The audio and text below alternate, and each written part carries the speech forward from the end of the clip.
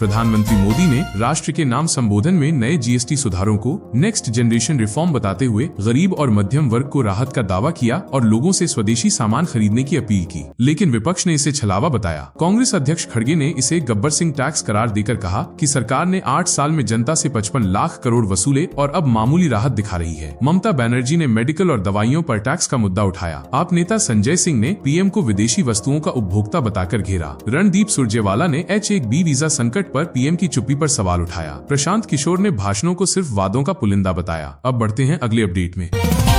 बिहार विधानसभा चुनाव को लेकर कांग्रेस ने तैयारी तेज कर दी है। पार्टी करीब 100 सीटों पर मजबूत उम्मीदवार खोज रही है ताकि एनडीए को कड़ी टक्कर दी जा सके। कांग्रेस का लक्ष्य इंडिया गठबंधन में प्रभावी सीट बंटवारा करना है और जरूरत पड़ने पर सहयोगियों के लिए अपनी कुछ सीटें छोड़ने को भी तैयार है। सूत्रों के मुताबिक कांग्रेस इस बार 6-0-62 सीटों पर चुनाव लड़ सकती है। अजय माकन की अध्यक्षता वाली स्क्रीनिंग कमेटी ने 100 सीटों पर संभावित उम्मीदवारों का आकलन किया है। पार्टी का जोर जीतने वाले उम्मीदवारों पर है। 24 सितंबर को अगली बैठक होगी और महीने के अंत तक फाइनल लिस्ट सीईसी को सौंपी जाएगी। अब बढ़ते हैं अगली खबर की ओर। केंद्रीय मंत्री अश्विनी वैष्णव ने पीएम मोदी की अपील के बाद स्वदेशी प्लेटफॉर्म जोहो को अपनाया। अब वे ऑफिस वर्क जैसे पेपर वर्क, स्प्रेडशीट और प्रेजेंटेशन के लिए विदेशी सॉफ्टवेयर की जगह भारतीय प्लेटफॉर्म का इस्तेमाल करेंगे। अब ये बढ़ते हैं अगला अपडेट में। आप नेता अनुराग ढांडा ने हरियाणा सरकार पर धान की एमएसपी से कम खरीद को लेकर हमला बोला। उन्होंने कहा कि सरकार ने किसानों के साथ बड़ा विश्वासघात किया है और उनकी मेहनत की सही कीमत नहीं दी। अब बढ़ते हैं आगे की खबरों में। सुप्रीम कोर्ट ने चिंता जताई है कि कुछ हाईकोर्ट जज बार बार केस टालते हैं। कोर्ट ने कहा ये आदत न्याय प्रणाली के लिए खतरनाक है और अदालत की छवि को भी नुकसान पहुंचाती है। समय पर सुनवाई न होने से लोगों का भरोसा कमजोर होता है। अब बढ़ते हैं आगे की खबरों में। पुरी के श्री जगन्नाथ मंदिर में आज सुबह से रत्न भंडार स्थानांतरण की प्रक्रिया चल रही है। महाप्रभु जगन्नाथ, बलभद्र और सुभद्रा जी के आभूषण अस्थायी भंडार से मूल रत्न भंडार में ले जाए जा रहे हैं। इस कारण मंदिर में सुबह 10 बजे से दर्शन और परिक्रमा पर रोक लगाई गई है। अब अगला अपडेट देखिए।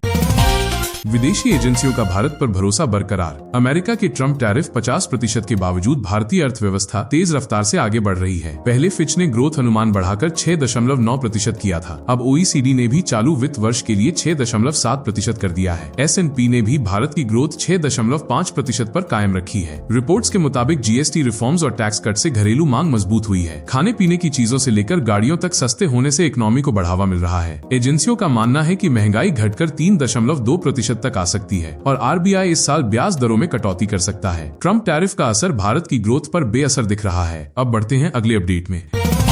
AIMIM प्रमुख असदुद्दीन ओवैसी ने बिहार चुनाव से पहले सीमांचल दौरे की शुरुआत की। किशनगंज की रैली में उन्होंने मोदी सरकार पर वक्फ एक्ट के बहाने मुसलमानों की मस्जिदें, ईदगाह और कब्रिस्तान छीनने की कोशिश का आरोप लगाया। ओवैसी ने कहा कि ये जगहें अल्लाह की हैं और बीजेपी RSS इन्हें नहीं ले सकते। उन्होंने विपक्षी दलों पर भी हमला बोला और कहा कि अब मुसलमान कुलियों की तरह बोझ नहीं ढोएंगे बल्कि अपने हक की राजनीति करेंगे। आई लव मोहम्मद विवाद पर ओवैसी ने कहा कि हर मुसलमान मोहम्मद से प्यार करता है, लेकिन उनकी शिक्षा यही है कि सिर्फ अल्लाह की इबादत करनी चाहिए। उन्होंने अनुच्छेद 25 का हवाला देते हुए धार्मिक स्वतंत्रता की रक्षा की बात कही। अब बढ़ते हैं अगले अपडेट में।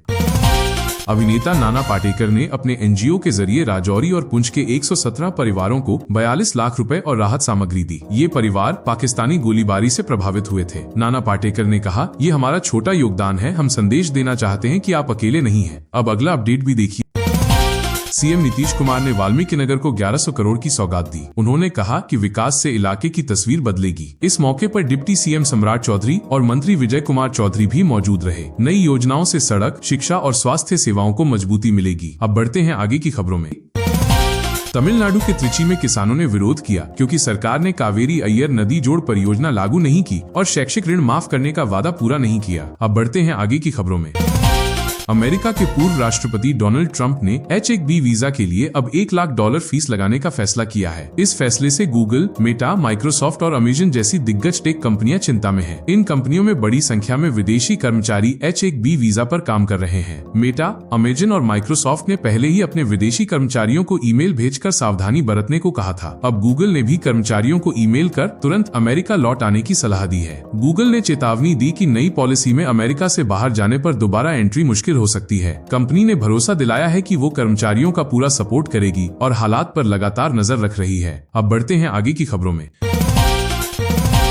भारत और अमेरिका के बीच ट्रेड डील पर बड़ी खबर आ सकती है। अमेरिका भारत पर लगे 25% पेनल्टी टैरिफ को हटा सकता है और रेसिप्रोकल टैरिफ भी घटाकर 10-15% कर सकता है। मुख्य आर्थिक सलाहकार वी अनंत नागेश्वरन ने बताया कि अगले 8-10 हफ्तों में समाधान निकल सकता है। दिल्ली में हुई 7 घंटे लंबी बैठक में दोनों देशों के बीच सकारात्मक बातचीत हुई। अगर टैरिफ घटते हैं तो कपड़ा, रसायन, समुद्री भोजन, जेम्स ज्वेलरी और मशीनरी जैसे सेक्टर्स को फायदा मिलेगा। अभी अमेरिका भारत का सबसे बड़ा एक्सपोर्ट मार्केट है, जहां से कुल निर्यात का 20% आता है। इससे भारत का अमेरिका को निर्यात और व्यापार अधिशेष दोनों बढ़ सकते हैं। अब बढ़ते हैं अगले अपडेट में।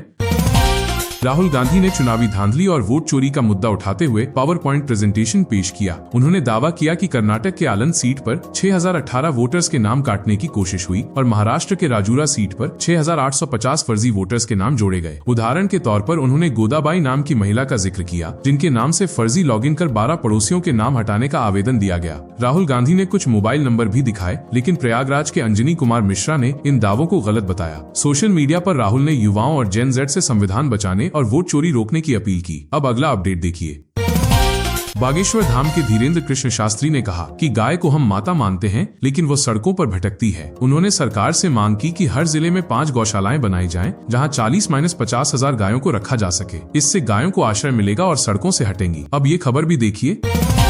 भाजपा सांसद निशिकांत दुबे ने राहुल गांधी के जनरेशन जेड वाले पोस्ट पर हमला बोला। उन्होंने कहा कि राहुल नेपाल बांग्लादेश जैसी स्थिति लाना चाहते हैं। वहां जनरेशन जेड परिवारवाद और भ्रष्टाचार के खिलाफ थी। दुबे बोले, कांग्रेस ही घोटालों की जननी है और राहुल देश में गृहयुद्ध भड़काना चाहते हैं। अब बढ़ते हैं आगे की खबरों में।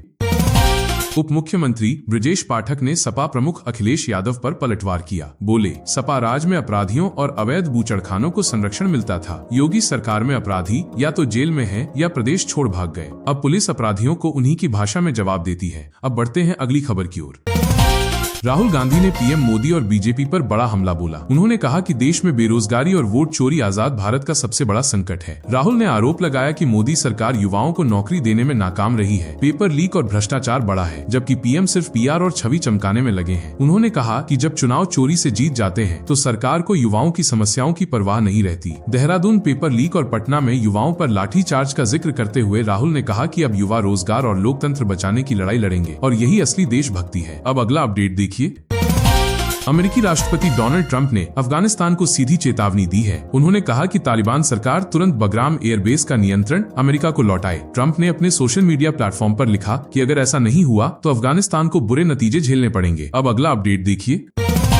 अमेरिका में H-1B वीजा को लेकर बड़ा फैसला हुआ है। ट्रंप प्रशासन ने अब नए H-1B आवेदन पर करीब $100,000 88 लाख रुपए की भारी फीस लगाने का ऐलान किया है। व्हाइट हाउस का कहना है कि कंपनियां इस वीजा प्रोग्राम का गलत इस्तेमाल कर रही थी और कम सैलरी वाले विदेशी कर्मचारियों को रखकर अमेरिकी वर्कर्स की नौकरियां छीनी जा रही थी। सरकार ने 9 कारण गिनाए, जिनमें अमेरिकी कर्मचारियों की छटनी, स्टेम ग्रेजुएट्स में बेरोजगारी, राष्ट्रीय सुरक्षा खतरा और टेक सेक्टर में विदेशी श्रम पर बढ़ती निर्भरता शामिल है। ट्रंप ने इसे अमेरिका फर्स्ट नीति के लिए जरूरी बताया है। अब अगला अपडेट देखिए।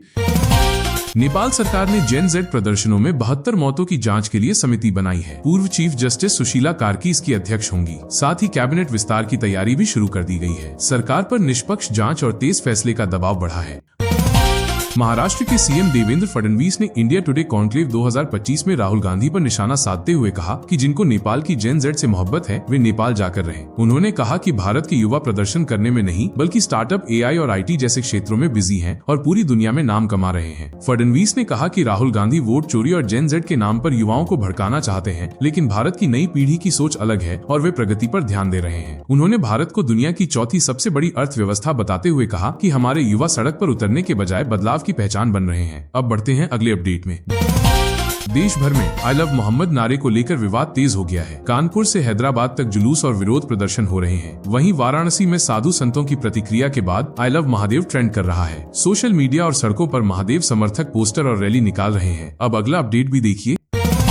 अमेरिकी राष्ट्रपति डोनाल्ड ट्रंप ने दावा किया है कि वो संयुक्त राष्ट्र में 3 बड़ी साजिशों के शिकार हुए हैं। ट्रंप ने इसकी जांच की मांग की है। उन्होंने कहा कि अमेरिकी सीक्रेट सर्विस भी इसमें शामिल होगी ताकि सच सामने आ सके। ट्रंप ने जिन 3 घटनाओं को साजिश बताया है उनमें एक एस्केलेटर का अचानक से रुक जाना, दूसरा टेलीप्रॉम्प्टर का काम न करना और तीसरा सभागार में आवाज का बंद होना शामिल है। अब अगला अपडेट भी देखिए।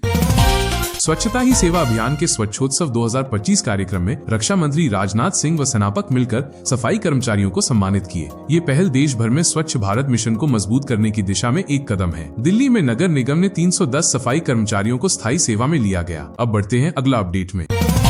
नो हैंडशेक विवाद पर शशि थरूर ने कहा कि पूरे देश को दुश्मन मानना ठीक नहीं, हमें हाथ मिलाकर रिश्ते सुधारने चाहिए थे। उनका बयान अब सियासी हलकों में चर्चा का विषय बन गया है। अब